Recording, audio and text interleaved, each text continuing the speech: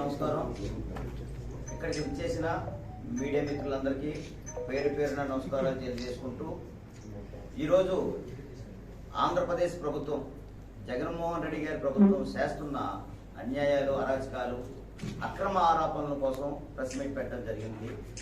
అదేవిధంగా కూటమి ఎందుకు ఏర్పడ్డారు, ఎన్డీఏ ప్రభుత్వంలో ఈ మూడు పార్టీలు ఎందుకు కూటమి ఏర్పడ్డాయో దాని మీద ప్రెస్ మీట్ పెట్టి ప్రజలకు తెలియజేయాలని కోరుకుంటున్నాం.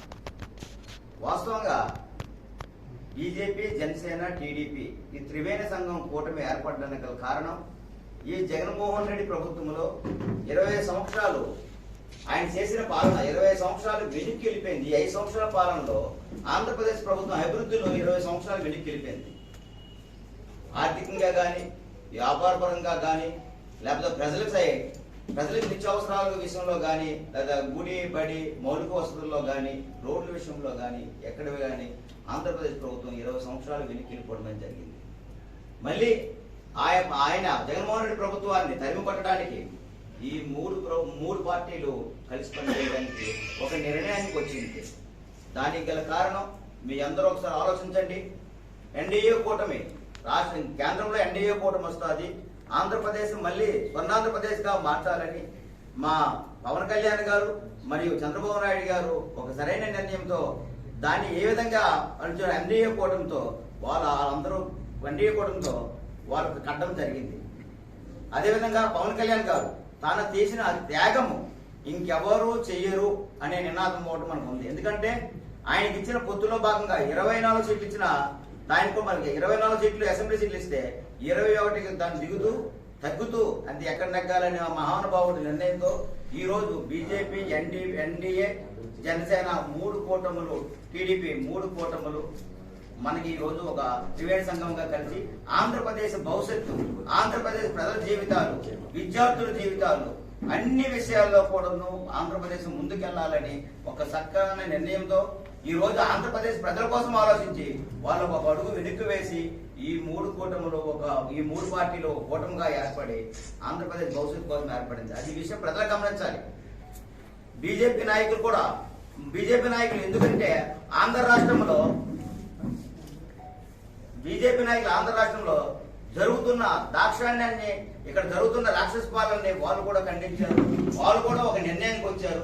వాళ్ళందరూ నిర్ణయానికి వచ్చి ఈ రోజు ఆంధ్రప్రదేశాన్ని స్వర్ణాంధ్రప్రదేశ్ గా మార్చాలని, ఈ జగన్మోహన్ రెడ్డిని 2024లో ఇంటికి పంపించాలని, ఇక్కడ ఆంధ్రప్రదేశ్ ప్రజలకి స్వర్ణాంధ్రప్రదేశ్ గా మార్చాలని వీళ్ళు రెడ్డి గారు ఆంధ్రప్రదేశ్ ప్రజల తరఫున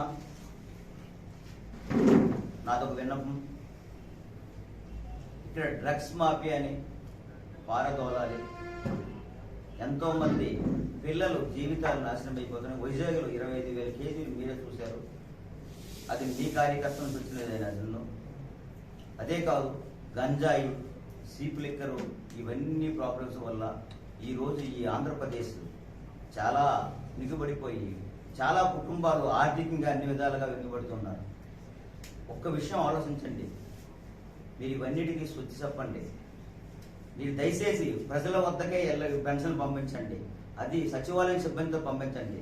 అంతేగాని వాలంటీర్ వ్యవస్థను ఆపేసి మీరు సచివాలయం సిబ్బంది ద్వారా పంపించగలరు కూడా మీరు, కానీ ఎందుకు పంపించలేదనేది మేము మరొకసారి ఈ మీడియా ముఖంగా మీకు తెలియజేసుకుంటూ, మా ప్రభుత్వం వచ్చిన తర్వాత 20 లక్షల ఉద్యోగాలు, ఉపాధి అవకాశాలు కల్పిస్తాం. ప్రతి నిరుద్యోగ యువతకి 3,000 నిరుద్యోగ వృత్తి కల్పిస్తామని తెలియజేస్తూ, ప్రతి రైతుకి 20,000 రూపాయలు ఆయనకి ఇస్తూ, ఆడపిల్లలకి అంటే ప్రతి ఇంటికి 3 గ్యాస్ సిలిండర్లు ప్లస్ దాంతో కన్నా మహిళలకు బస్సు ప్రయాణం ఉచితం. ప్రతి ఆడపిల్లలకి 1,500 రూపాయలు ప్రతి నెల వాళ్ళ అకౌంట్లో జమ అవుతాయి. అదే కాదు, ఈ ఎన్డీఏ కూటమిలో 50 సంవత్సరాల నుంచి ఆ పైన దాటిన వారు ప్రతి ఒక్కరికి 4,000 పెన్షన్ కూడా ఇవ్వడం జరుగుతుంది. ఇవన్నీ మా బాబు సూపర్ 6 పథకాల్లో ఇవన్నీ భాగంగా ఉన్నాయి. ప్రజలారా ఒక్కసారి ఆలోచించండి. మనల్ని ఎవరో వచ్చి పరిపాలించడం, ఎవరో వచ్చి మోటివేట్ చేయడం కాదు. ఒక మార్పుకు నాంది నిజనున్న నాయకుడు చంద్రబాబు నాయుడు గారు, మోడీ గారు, పవన్ కళ్యాణ్ గారు ఒక్కసారి ఆలోచించి తప్పనిసరిగా మీ ఓటుని వేసి ఈ కూటమి అభ్యర్థులందరినీ గెలిపిస్తారని మీ అందరికీ మరోసారి నమస్కారం తెలియజేసుకుంటున్నాను.